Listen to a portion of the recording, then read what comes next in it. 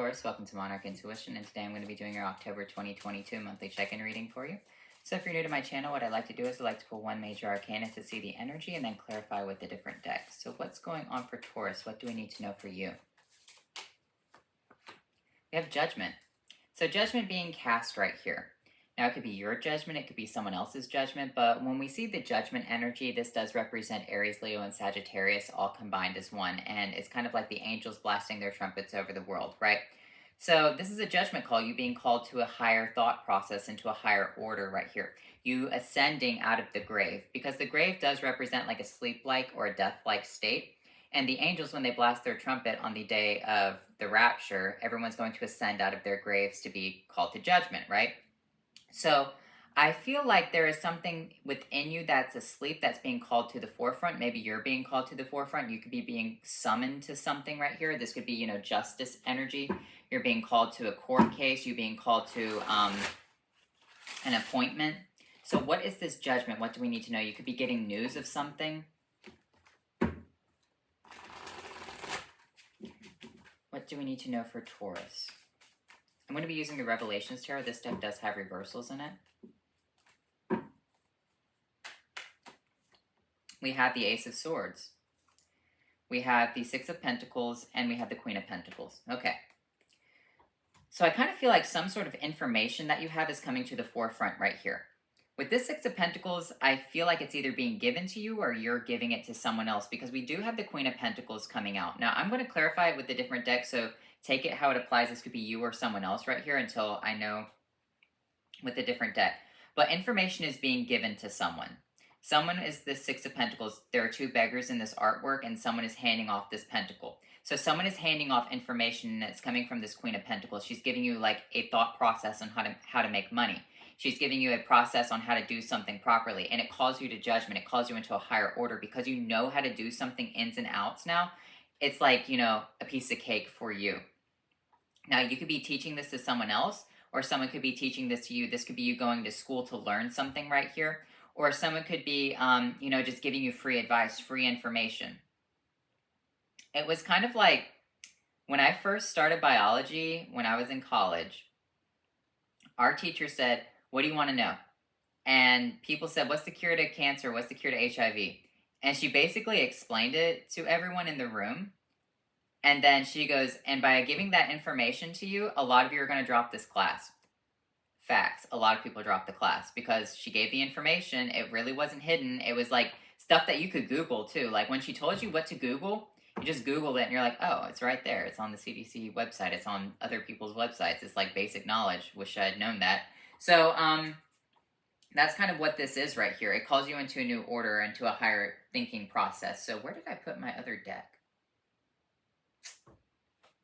I'm going to use this one. Well, I don't know where I put the other one. So we'll use this one right now. We have the Magician coming out, and we have the Two of Swords. Yeah, you're blind to the truth right here, but a magician is going to reveal the truth to you. Reveal the secrets of the magic trick. That's all it is. That's what this is right here. It is a magic trick, and in order to perform a magic trick, there is a methodology behind it, okay? It's kind of like, the secret sauce, or the secret recipe, or the secret ingredient that goes into something that makes it taste good. The magician is just like, here it is, bye. And what you do with that information is up to you. When we look at the Six of Pentacles right here, it's information you were blocked off to. You were like this beggar coming out of the grave. So I kind of feel like with the magician coming out, it's someone giving you this information. With this Six of Pentacles, you have the Four of Knives and the Queen of Scepters. Yeah, you're sleeping on it. But this information could absolutely change your life, all right? Turn you into this Queen of Wands right here. The Queen of Wands is someone who's like, I'm going to take this information, I'm going to move forward with it, because it's Aries energy and we have this Judgment energy. So now that you have this process, you're being called to a higher life. You're like, now I can actually cause judgment. Now that I know the truth right here, I can ascend out of my grave, use this information that can make my life better. It could be something as simple as, this is how stocks work, or this is how you invest properly. It's kind of funny in a way. The stock market kind of goes with astrology as well. Look up astrology and the stock market. It's kind of weird. So look at this Queen of Pentacles. Let's look at this. We have the High Priestess and we have the Hierophant. So the positive and the masculine polarity right here. The High Priestess was originally called the Popess, and the Hierophant was originally called the Pope. Obviously, in Catholicism, there is not a female pope, so the High Priestess was made as a mockery to the Pope, someone who was a female who sat at the same level as the Pope. Because once again, there is a hierarchy system, and women generally fell under the men, right? Same concept when we look at religion. There are some sects within Christianity where women cannot be pastors, they can't be preachers, they cannot teach above the men. However, when they created tarot, they made the High Priestess now the Popess, who could teach men, who sat at a higher perspective. So this person is kind of like possibly a female right here, because we have Capricorn energy, or could be someone very flamboyant. It could be someone who's, you know, whatever, but sits at the polarities of both masculine and feminine and is giving you a secret. This secret changes your life, all right? We have the Hermit. It's like coming out of nowhere with the Ace of Cups. It's a secret that you've always wanted. It's coming in fast with the Five of Cups, but here's the thing. You get the secret and you're like, oh my God, it's not what I want in the end. It makes you sad. But you know how it works now. So here's the thing. You get the information, you ascend with it. It's hidden information. It's very occultic, very cryptic. But when you get it, you're like, ugh. That's it. And that's it. That is it for it. That's how the world runs. That's how something operates. That's how, you know, when you go into like, you know, a courtroom, like real life courtroom, it's not attorneys going, objection, Your Honor, screaming and throwing the book at someone. It's not, you know, James Bond in the CIA when you like actually work for intelligence. It's not any of that. It's a very boring, plain, basic bullshit kind of thing. All right? But it changes your life because now you can do this very plain, boring, bullshit thing. You have the secrets to it. You're able to do it, and it can give you some sort of payout, some sort of wealth benefit for yourself. It can make your life more comfortable because here's the thing. We oftentimes live in this age of fantasy with fantasy books, fantasy social media, fantasy everything. But fantasy is not reality. And the reality of things is that the world kind of sucks and everything's kind of fucking boring. The end. Like some people live in like this, you know, this circle loop effect where, you know, they're like the soccer moms and they drink the pumpkin spice and they have this cute little house in the suburbs and they drop their kids off and, you know, they go to Target.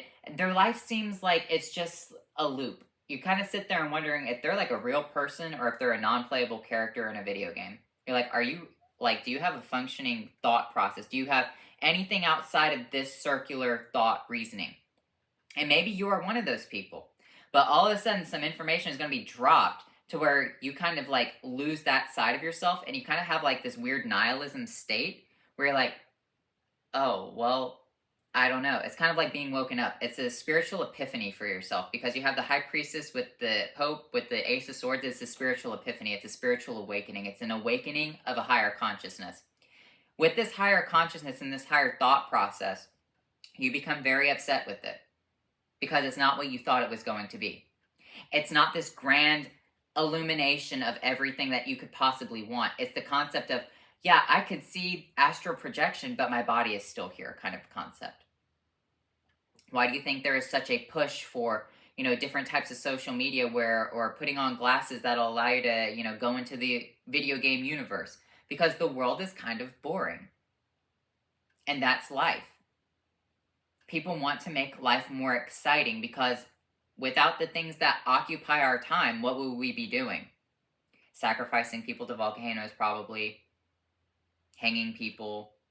Putting people, you know, inside of a coliseum, watching them fight to death. Like, it's...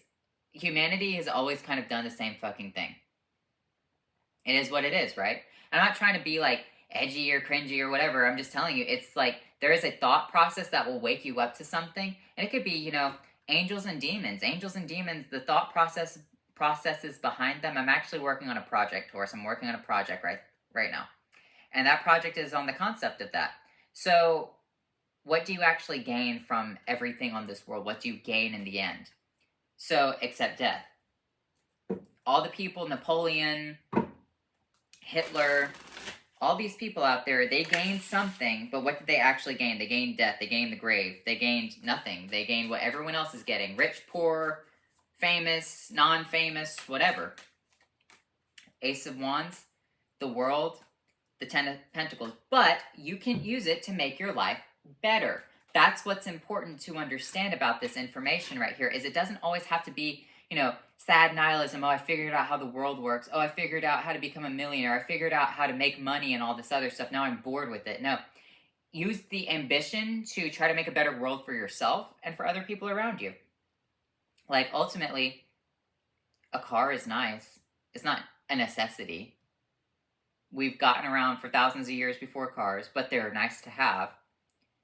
Air conditioner is not a necessity. We've been around for thousands of years. You know, that's the whole process behind it. Making things better for other people and not becoming too bored with what you have. Saying that I was born at this place during this time period to try to change the world, and I can do that for myself. Even though I understand the secrets, although the secrets have awakened me to a higher thought process, and now I'm kind of upset with it because it's not what I thought it was going to be. It's not this grand spiritual epiphany, this awakening where I'm going to transcend to the next dimension and be among the superheroes of that galaxy. No, it's just you're going to be here. You're going to understand something in a higher process. You're going to be like, oh, fuck, well, that's it. And that's it. It's not going to really change anything about it. It's what you do with the information, okay? So let's look at your Witch's Familiar Oracle cards. I'm sorry, but this is like, you have a really good opportunity coming up for you, but it's not going to be in the same way you think it is. It's not going to be, it's not going to change your life. You can make it change your life, but once you understand it, there's a quote, I believe Solomon said it, there's nothing new under the sun, and I think it was in Psalms, someone said it's all a chasing after the wind. That's what you're going to understand. So let's look at your Witch's Familiar Oracle cards.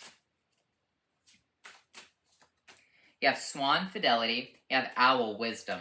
So you're going to understand that being faithful to certain things within your life, being a faithful person, being a faithful lover, a faithful spouse, you know, it's better in the long run than having all these different flings, because once again, it's all a chasing after the wind. With this owl, with this wisdom energy, you're going to see that.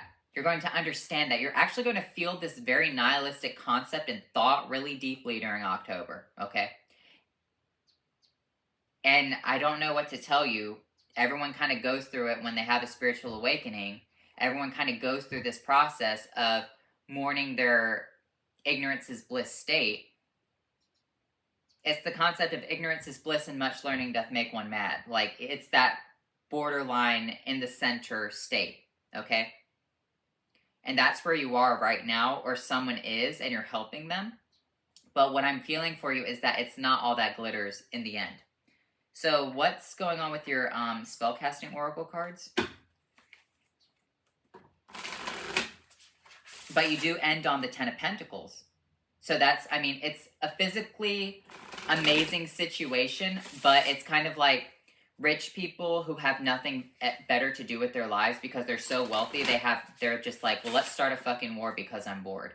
Like, that's the situation. You become so good at something, you become so comfortable, you're just like, well, what do I do now? Well, what do you do now? Like, that's it. So you have willpower, and you have life purpose. You find a new life purpose. You find a new thing you want to do. You find something else. Willpower to find a life purpose. You could be one of those people that's like, ends up being a multi-billionaire, having the houses, having the cars, having everything that you want. But you're like, well, what do I do now? Up to you. You want to, like, play some video games maybe? Find some friends who are not billionaires, who like you for you? I don't know. So let's look at your Halloween Oracle card. It's up to you. You can do whatever you want to. It's your life purpose to do whatever you want. So the whole point of Taurus is one of those weird signs where it usually becomes very wealthy. However, the concept behind the wealth is that there's nothing else to do. So it becomes a very lazy sign. And I'm not saying that you are lazy. I'm just saying that it has the potential to be lazy because it's like, well, there's only food and luxury left. And I mean, if you look at any famous Taurus, really, pretty much just food, luxury, doing their own thing.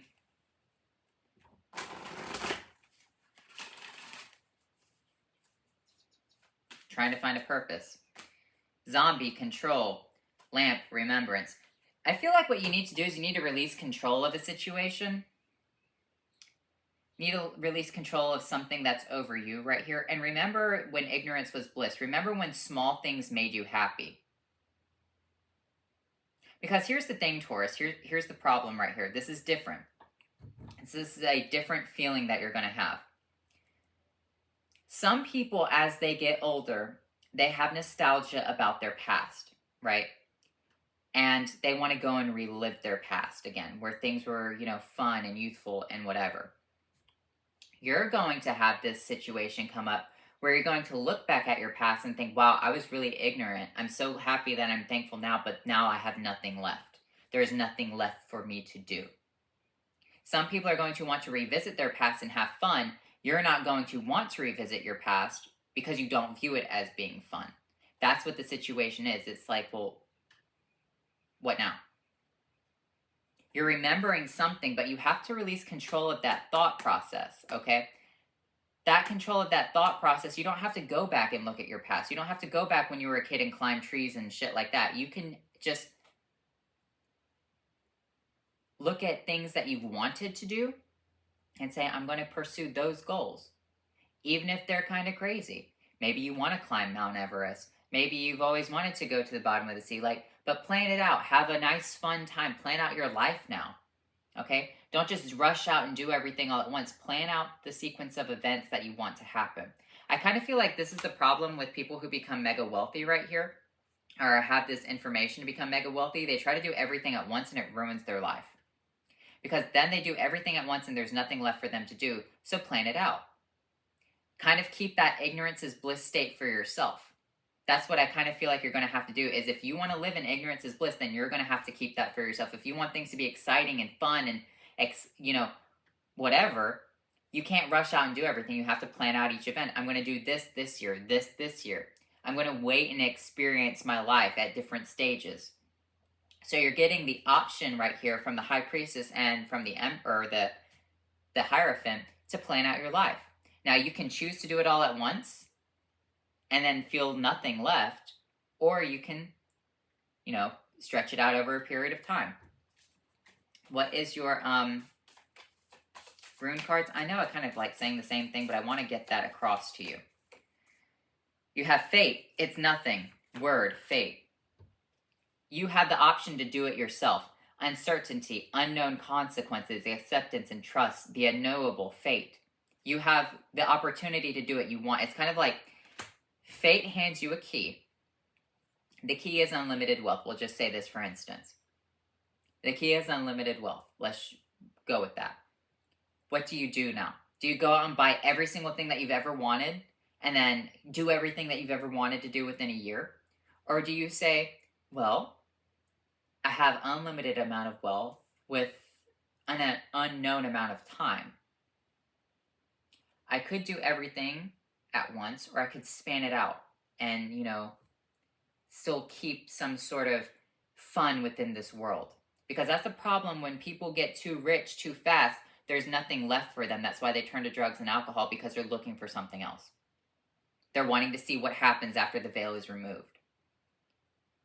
Like, if you can experience every single thing in 1 year, wealth, riches, fame, sex, money, drugs, alcohol, whatever, and you do everything, what else is there except to remove the veil from yourself, to die?